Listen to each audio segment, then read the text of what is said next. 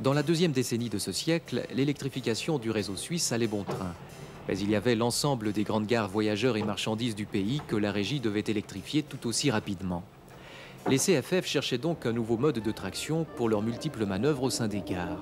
Pour des raisons politiques, les CFF furent contraints de revoir toute leur infrastructure de manœuvre dans les gares au cœur des villes. Jusqu'alors, c'étaient des locomotives à vapeur qui assuraient tous les services de manœuvre. La pollution que dégageaient chaque jour ces machines devenait de plus en plus insupportable pour les riverains. C'est pourquoi les chemins de fer se précipitaient pour trouver une solution électrique aux tâches dans les gares.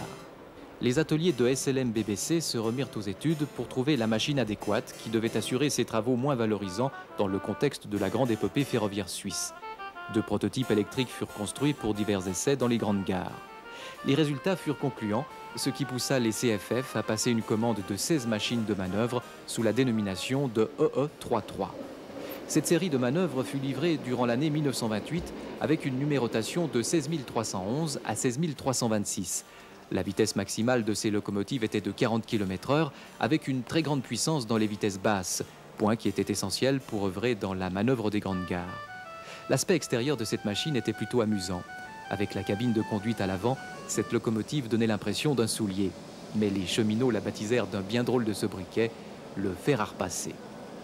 Cette série de machines fut rattachée aux gares de Lausanne, Berne, Olten, Zurich et Saint-Gall. Puis, dans les années qui suivirent, d'autres manœuvres firent leur apparition, plus puissantes encore.